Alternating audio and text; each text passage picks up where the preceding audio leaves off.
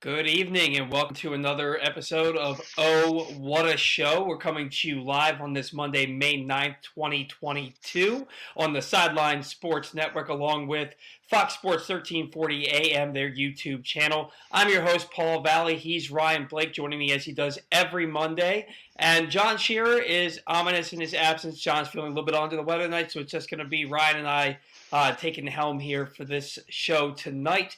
And Ryan, let's get right into it. A couple of weeks ago on our last show, you wanted to talk about the following week. You wanted to talk about Tyler Wells and if he was still suited for this rotation. Well, Tyler Wells in his last 5 starts, including today, has given up 2 earned runs or less in each start. In the last 4 starts, he has yet to walk a batter. Today, he goes 6 innings, his longest start in the big leagues, picks up the win.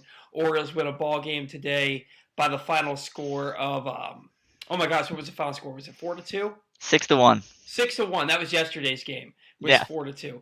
I just had a brain fart. Sorry, I went to the dentist for the first time in a long time, and my brain's a little scrambled right now. Happy gas has you a little loopy still. Yeah, right. So the Orioles win a ball game 6-1 today with a big 6-run inning there in the 5th inning. And what was good about that is we got to see Tyler Wells, even though he had only gone 5 innings in his previous 2 starts. You could tell that they wanted him to go 6 innings today because they didn't have anybody warming up at the bullpen. And when we saw Kyle Bradish in his last start and the Orioles scored 6 runs in the 3rd inning, he had retired the side in order 3 consecutive innings to start the game. A long 3rd inning, he comes out to pitch the 4th and he gets hit around a little bit. Tyler Wells faces the same thing. He goes out and he shuts him down. I believe he gave up that leadoff double, but then after that he gets out of the inning and the Orioles go on to win 6-1. How are you feeling now, Ryan, about Tyler Wells? Are you still kind of questioning his involvement in this rotation, or are you okay with him getting some more starts here? Well, you said it. We were a little unsure at the end of last show, and we had a couple. We were thinking if we did the show last Monday, we'd have 2 more Tyler Wells starts to evaluate. So now here we are 2 weeks later. His last 3 starts in New York, 5 innings pitched, 3 hits, 2 earned runs, no walks, as you mentioned, 4 strikeouts. At home against the Twins, 5 innings, 4 hits, 3 earned runs. Again, no walks. Again, 4 strikeouts. And then today against Kansas City, he pitches 6 innings, which Brandon Hyde has said he doesn't really want Wells working that much, but he was cruising today. He looked fantastic. 5 hits, 1 earned run. Again, no walks and 3 strikeouts today. So my questions have been alleviated. I'm all in on Tyler Wells as a rotation piece at this point. Obviously we'd like to see a little bit bigger sample size than his last few starts, but his ERA is down to 3.75, and there's a lot to like about the way he carries himself on the mound and the effectiveness of his pitches. He's really been a pleasant surprise in that rotation, and I hope he continues to get a shot. Yeah, and the thing about Tyler Wells, he said that he doesn't like to walk guys, so he's just stopped walking guys, which is pretty awesome. I wish all pitchers could follow that regimen. And you mentioned he went 6 innings, and Hyde doesn't like to push him past 5, but the idea is to get him to 60, maybe 70 pitches. Well, he was at, I think, 54 pitches through 5 innings, so let him go back out there for that 6th inning. He finished the game at 75 pitches, which is perfectly fine for me. Look, I know they only want to get about 120 to 140 innings out of him this year, especially after only throwing 57 last year. But this is really nice to see. He's been super efficient in each of his last 2 starts. And he's going to go out there and attack the strike zone and throw strikes all day long. You could see starts like this in the future for sure. And it just gives you another piece to be excited about in this rotation that's been strong since day 1 this year. Now, another guy who has been strong recently, and he started slow, 2 for his first 21, but over his last 7 games, he's batting .500, and over his last 15 games, he's batting .400. The batting average up to .327 with a .903 OPS, and that's Austin Hayes. Ryan, he goes 4 for 4 in the first game, a doubleheader with a walk yesterday, and then he starts out the second game with a double and a walk. He reached base going back to Thursday, 9 straight plate appearances, 2 more hits today. Austin Hayes looks like the player that we saw in 2017 in the minors. It was a finalist for the National Minor League Player of the Year. Yeah, it's a good sign when you're halfway through a doubleheader and you're looking up the all-time MLB record for most times reaching base safely in a doubleheader, as I was doing with Austin Hayes after his first at bat in Game 2 yesterday. It's exciting to see. The big question mark around Hayes the last few years has been, can he stay healthy? Can he get a full season under his belt? And he's been healthy for a while now, missed a few games here and there last year, but overall he's had a pretty clean bill of health lately. And if that continues and he's able to stay healthy and stay locked in, I mean, that's your cleanup hitter right there. You said it 9 times on base in a row, added a couple more today, hit a double right off the third base bag, and then was messing around with Whit Merrifield out there at second base. I'm sure he was saying something to Whit about, why can't you get a couple of those lucky bounces? I think he's hitting like 130 at this point in the season. Right. But yeah, Austin Hayes has been a special player for us these last couple weeks, and we obviously hope that he can stay healthy and that his hot bat continues, because right now he's one of the best hitters on the planet. And he's taken some pressure off of Ryan Mountcastle, because what we saw was Hayes hitting towards the top of the order at the beginning of the year and then really struggling to find his stride. So they moved him down to 6, 7, maybe even 8 in the lineup a time or two until he gets the bat going. And then you saw Ryan Mountcastle, and not quite the slow start that he had last year, but off to a slow start this year. Then they move Hayes into the 4 hole, Mountcastle's down to the 5 hole. Then he goes down and gets 4 hits in the first game of the doubleheader yesterday. Misses a home run by a matter of inches. Has another big hit in the second game, and then a 2-run single today. This guy's bat's starting to come around. He's batting 275 now. You'd like to see him walk more than he has, but the fact that his pitch recognition is getting a little bit better. He still struggles on breaking balls on the outer half of the plate, but he's been laying off some of those pitches, and the results are coming for Ryan Mountcastle. How's he looking to you, and do you think that this is a guy who's still on pace to go for a 30-homer season this year? I'm not sure about the homers just because of he's had a little trouble with the wall out there. Mm-hmm. But and he's got to play half his games in a stadium that has become one of the most difficult in baseball for right-handed hitters to go deep. But he's still more than capable of driving the ball out to left center field, right center, straightaway center. He's good at spreading the ball with his power. So, I think he can continue this as well. He had a great series against Kansas City in his own right, not quite as hot as Austin Hayes, but still excellent as well. A little bit overshadowed, but it's come at a good time for the Orioles. For the first couple weeks of the season, our offense was Anthony Santander and then not a whole lot else. Santander has been slumped a little bit lately, and Mountcastle and Hayes and Trey Mancini have really picked up the slack in that heart of the order. So it's nice to see them starting to gel at the plate. And the big thing coming into the season was we thought the offense was going to be great and the pitching was going to be not so great. The first couple weeks it was the exact opposite of what we expected, and now the pitching has still been pretty good while the offense is really picking it up. So they're getting hot at the right time, and it's fun to be a month into the season, a couple games ahead of the Red Sox in the standings. So obviously we hope that it continues trending upwards for this Orioles offense. And let's talk about that left field wall here for a minute, because that Ryan Mountcastle double yesterday, 407 feet off the bat. It would have been a home run in 29 of 30 ballparks. You go back to just last year, and that ball is 12, 13, 15 rows deep at Camden Yards. And this time around, it's off the top of the wall for a double. Are we feeling the pains of this wall? Did they maybe move it back a little too far? Because it's been more Orioles and other players that have been robbed by this wall. Are we still okay with it at this point in the season? I'm okay with it. I think we'll adjust. The other side of the spectrum is that I think it was Nathan Ruiz. I apologize if I'm wrong on that, but who was tweeting about it. And in terms of home runs, the Orioles have been affected more so than their opponents. But when it comes to when the wall's expanded that far back, the left fielder has to play a little deeper, right? So we're starting to Mm-hmm. see a lot of those line drives into left field that in past years would have been routine flyouts. They're dropping in for base hits. We've seen that with Mancini the last couple of days. Mountcastle's 2-run single today maybe would have been caught a couple years ago. But I'm a fan of the wall personally. I think it's interesting, and it's one of those things where a couple years down the road, we're not even going to remember what it looked like before. This is just going to be the way it is. So I have no problem with it. I think it'll take a little bit of adjustments from the hitters, but all in all, I don't think it's impacting the offense too much in that regard. Well, yeah, and the offense is swinging a hot bat collectively right now. And with this wall, my whole argument for it when they implemented it or talked about implementing it in the offseason was I think it's going to make this offense a more well-rounded offense, because then instead of trying to hit bomb after bomb after bomb, because you have that short porch there in left field, instead you're thinking, all right, I got to start spraying line drives all over the field, because it's going to take a shot to get it out there. And these guys, all these guys in this lineup are capable of hitting the ball 400 plus feet to get it over that big wall out there. But that's going to be fewer and farther between now that it's so far back. You got to be able to hit line drives, and I think that they're taking a better approach at the plate because of it. Now we talk about better approaches at the plate, and Cedric Mullins, man, he got off to a dreadful start, but his last 15 games, 290 with an 846 OPS. He's driving the ball with authority. Seems like he's getting 2 hits every game. Now we say that, and he went 0 for 4 in today's game to snap, I believe, an 8-game hitting streak for him. But he looks like Cedric Mullins from last year, driving the ball with authority. The swing decisions look a lot better. It seems like every time he comes up there, he's going to do some damage.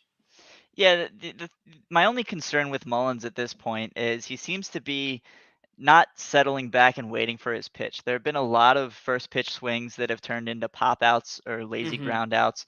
And that isn't exactly encouraging from a guy who you'd like to see work the count and get on base via the walk if he has to, because he's capable of stealing a bag.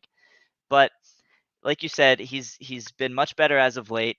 The last couple of weeks, he's turned on the heat a little bit, and so yeah, we'd like to see the Cedric Mullins of 2021. Was that an anomaly? We don't really know just yet, but it's nice to see him starting to hit the ball with a little more authority and be a true table setter at the top of the lineup. Well, yeah, and I'm glad you brought up the point that he's kind of out in front a little bit and he's popping things up because he had an at bat today that looked really bad, where there was a guy on base and he comes up with an opportunity to drive in a run, and he's out on that front foot the entire bat, just fouling off pop up after pop up after pop up. He ends up popping out to end the inning.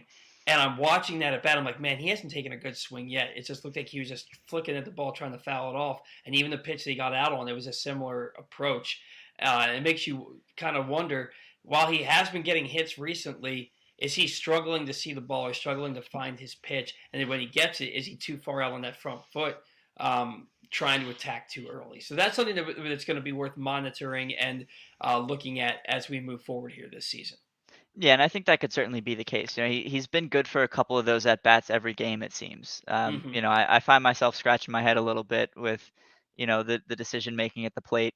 But I think he's going to figure it out. He's been in slumps before. He's been in bad slumps before, and we've seen him rebound quite nicely. So if he can have the right mindset and how to attack pitchers, then I think he's going to be just fine. But we'd like to see him return to at least part of the form that we saw last year, and it looks like he's on track to get back to at least part of that level. Yeah, and I think that nobody can really expect 291 with 30 homers and 30 steals from Cedric. But if he goes out there and hits 275 with 20 homers and 30 steals, I think that's still a really good year. That's You fine know, by me. yeah, it's fine by me too. So now the story of the season's been the starting pitching and the bullpen. It's really kept the Orioles in every game. And you wanted to talk about the bullpen a little bit, and namely Travis Lakins and Paul Fry. Now, Lakins was optioned back to Norfolk after the doubleheader. He was the 27th man on the roster. You get an extra player for a doubleheader.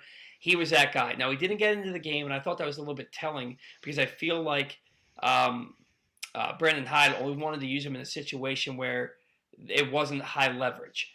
And there wasn't a situation because both games were really close yesterday. So he gets sent back down, but you still have Paul Fry. Paul Fry comes into the game in the 8th inning today with a 6-1 lead, and he promptly loads the bases. He did get 2 outs, but they had to take him out to bring in, was it Jorge Lopez or Dylan Tate? They brought in Joey Crabble to close out that inning, actually. God, man, my brain's going back to yesterday, man. It's all right. You had a dentist appointment today. You get a pass. Yeah. So I was there though. I was one of the 2,000 or whatever people. It looked like about 37 people today. Yeah, it wasn't much. The ushers were telling people who were sitting in the under cover in the lower level, come down and sit in the sun. Come get closer to the action. But yeah, Paul Fry comes in and hits a batter, gives up a hit, gives up a walk, loads the bases, isn't able to get out of the inning. Fortunately, Joey Crabble was able to come in and strand all 3 of those runners. But this is a trend we've seen from Paul Fry, ever since the sticky stuff ban. If I'm being honest, it hasn't and been pretty. You hate to say it, but it's true. Yeah, I mean, there are guys who a lot of their success was predicated upon being able to find that grip with some type of substance that made it easier. Because I caught a foul ball from Paul Fry. Bobby Witt fouled one off, and I was able to. It rolled right to me. Nice. It's it's hard to get a grip on that ball. So I understand it doesn't feel like it was really rubbed down with anything before the game. If it was just a tiny bit of mud.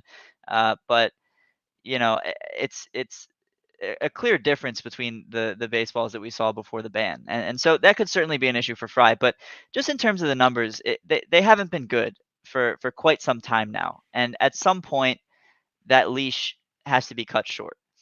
Mm-hmm. And especially when you've got guys at AAA who are knocking on the door and pitching very well. And the two guys I want to talk about are Cole Uvila and Nick Vespi. And Uvila would be the guy in line to replace Lakins, in my opinion, when the time comes. Okay. Vespi, as a lefty, naturally would make sense to replace Paul Fry. Those two guys at AAA this season have combined for 23 and two-thirds innings, 10 hits, 9 walks. Only 2 of those are Vespi. So Vespi's only walked 2 in, I believe, 12 innings. Uh, and a bunch of strikeouts and a 0 ERA.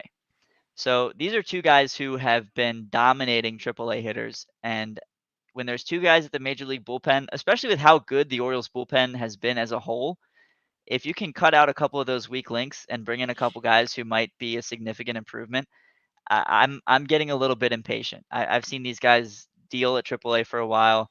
Uvila's still not quite there. He was a minor league Rule 5 guy, hadn't pitched at AAA until this year, so maybe they want to see a bigger sample size from him.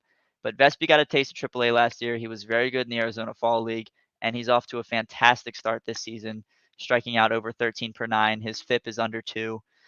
So he's a guy who, if Paul Fry continues to struggle the way he has been, I'm ready to see Vespi. I've been pounding that drum for a while now, and I think it's time.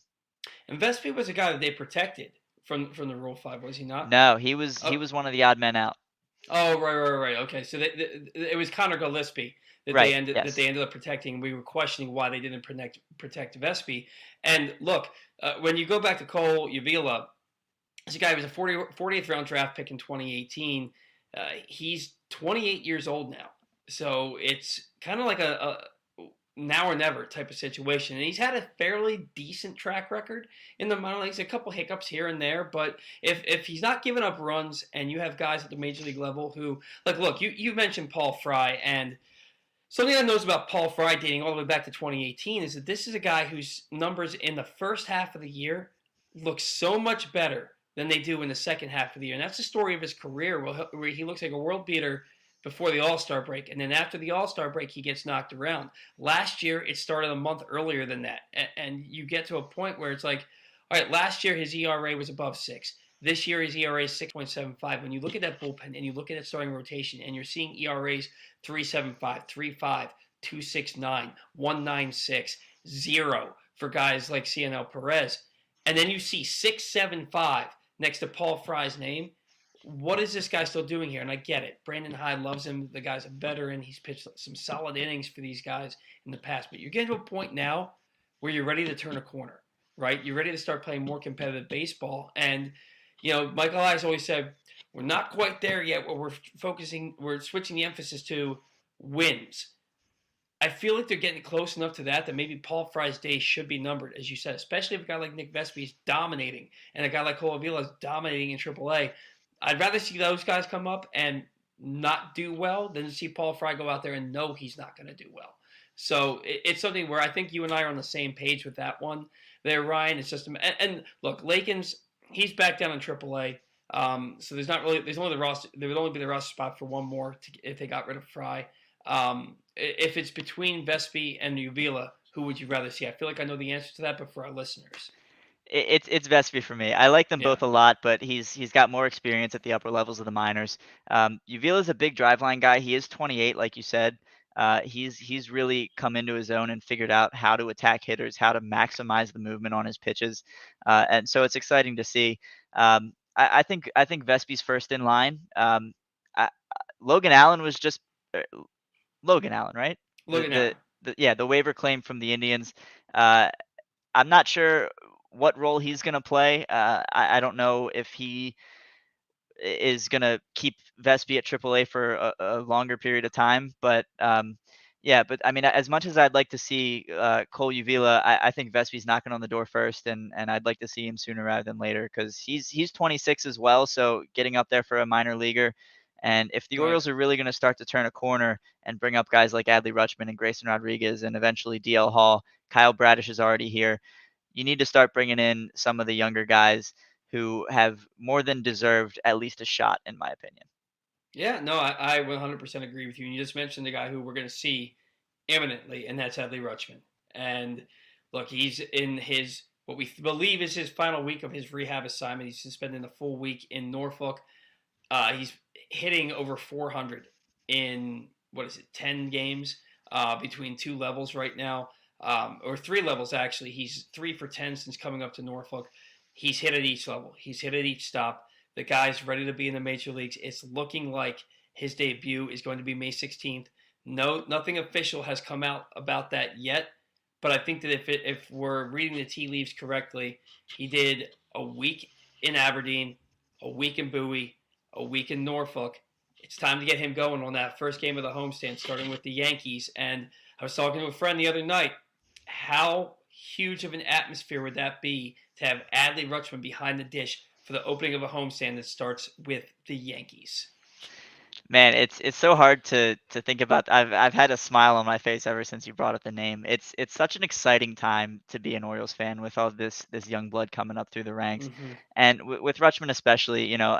I think back to the Cal Statue Night game, right? 2012, September Mm-hmm. 6th, they unveiled Cal Statue. The Orioles the night before had fallen one game behind the Yankees, but had just been tied with the Yankees for first place, which was the first time since '97 that the Orioles had been in that position this late in the season. And I was on the tarp crew and we were hosing down the infield before the game. And it was the first time in my life that I could remember more cheers for the announcement of the Orioles starting lineup and boos for the Yankees than the other way around. I was so used to Yankee fans coming in and dominating that territory.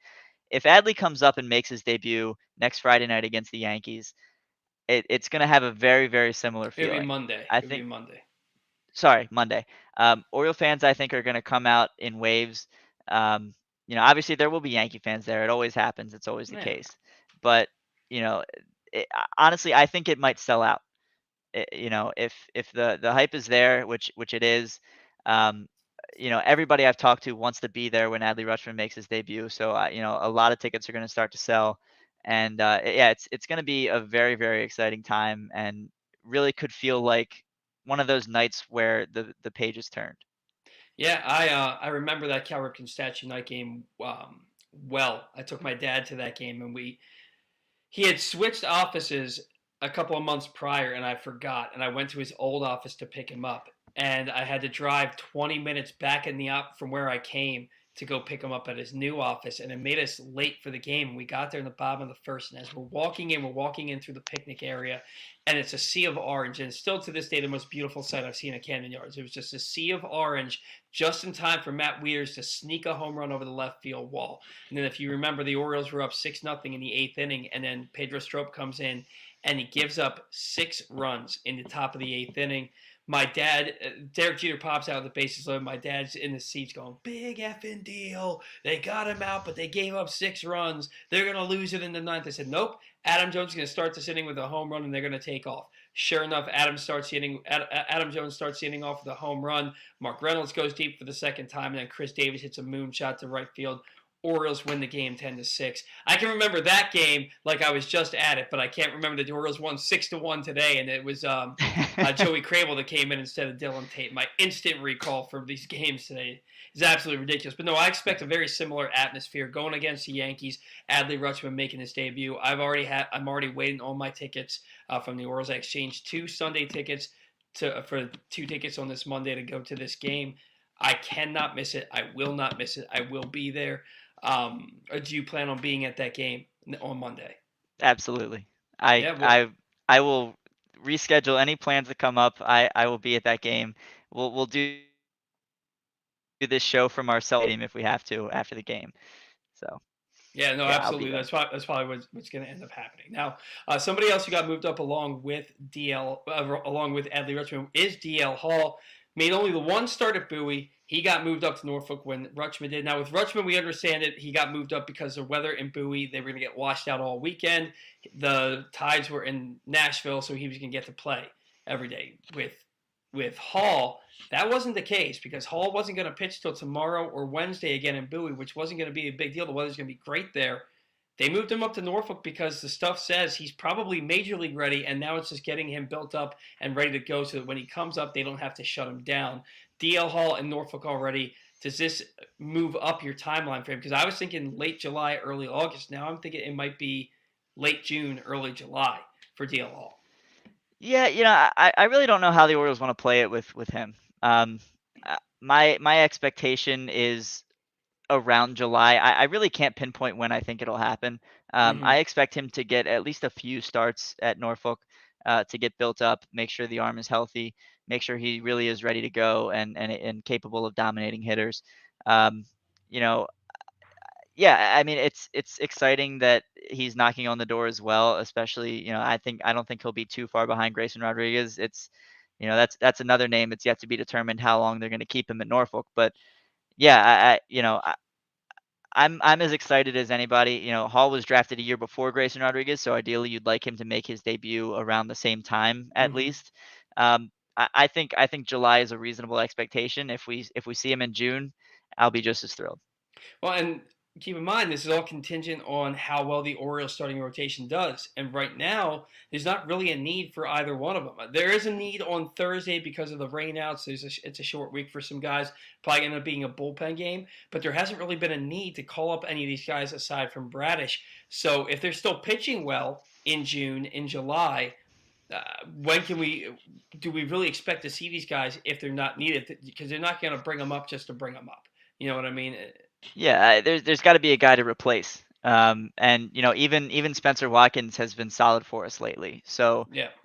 as long as that's the case, yeah, there's no harm in keeping them at Norfolk for a few extra weeks and just see how things go. Because eventually, someone in the rotation is going to start to falter a little bit. Right. Chris Ellis went down, and we saw a spot open for Kyle Bradish. And I'm not saying it's going to take an injury to get Grayson or DL up at the major league level, but I think we're kind of on the same page that Watkins probably isn't the real deal. Yeah. We don't think that his success is going to last very long. And Obviously we hope it does. you got some great defense behind him to help that saved him the other night. Absolutely, yeah. So yeah, there's got to be a spot for these guys. You're not going to bring them up to put in the bullpen. You're not going to bring them up to replace someone who's pitching very well in their own right. So, we'd like to see it soon, but there's no point in rushing if the Orioles pitching staff is going to be as good as it has been. I agree with you 100%. And real quick, because we got to get out of here in just a second, Orioles are now going to be in St. Louis for the next 3 games. Temperatures expected to be in the 90s for the entire 3-game series. Looking to see some balls go flying out of the ballpark for the Orioles. Hopefully this offensive hot streak continues. Guys, that's going to do it for us here on Oh, What a Show. For John Shearer and Ryan Blake, I'm Paul Valley. This has been Oh, What a Show. We'll see you next week.